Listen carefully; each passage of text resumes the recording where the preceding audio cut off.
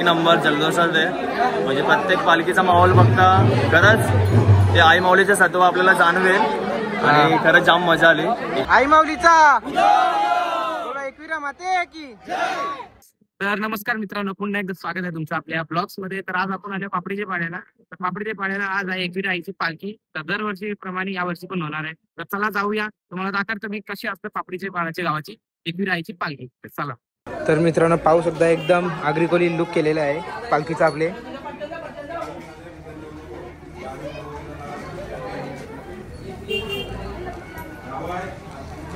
Drone वालेला पण बोलवले पाहू शकता. सर्वात पहिले आरती करून घ्याव चला.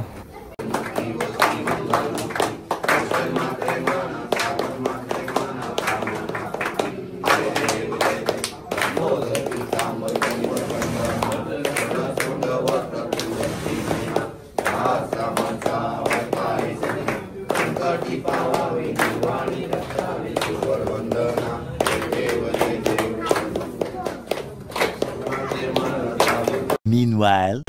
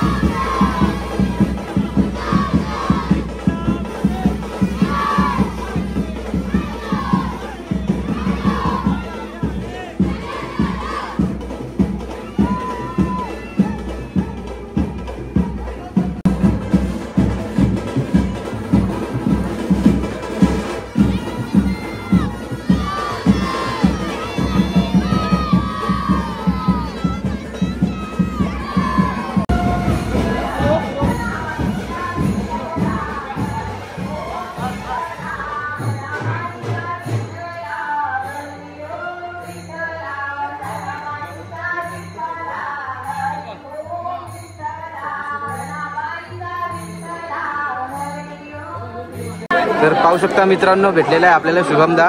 तुझ्या रील्स बघतो मी, जाम भारी रील्स असतात, आपल्या आईच्याच रील्स असतात म्हणून. तर कसा वाटला आपलं आयोजन? एक नंबर जल्लोषात आहे. म्हणजे प्रत्येक पालखीचा माहोल बघता खरंच ते आई माऊलीचे सत्व आपल्याला जाणवेल आणि खरंच जाम मजा आली. इकडे मी पहिल्यांदाच आलोय, पहिल्यांदाच खूप मजा केली, एन्जॉय केलाय. लहान मुलांपासून ते मोठ्यांपर्यंत सगळ्यांबरोबर एन्जॉय केलाय. तर धन्यवाद, भेटून खूप चांगलं वाटलं तुला. थँक्यू. आई माऊलीचा उदो उदो.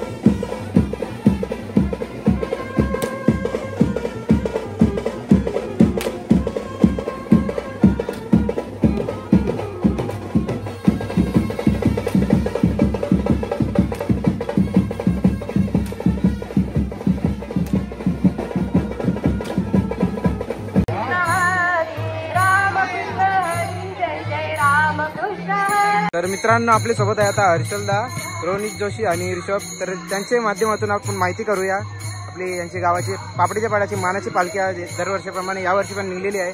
तर तुमची जरा माहिती द्या तुमच्या पालखीबद्दल. दरवर्षीप्रमाणे यंदाही वर्ष आमचा 13वा आहे.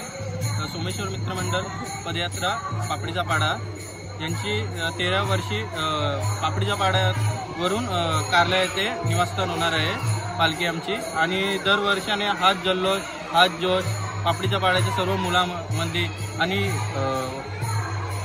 गावकऱ्यांमध्ये खूप आनंदाचा वातावरण असतं. तर मित्रांनो, आपल्या सोबत पाहू शकता आपले अध्यक्ष आहे. तुमचं नाव?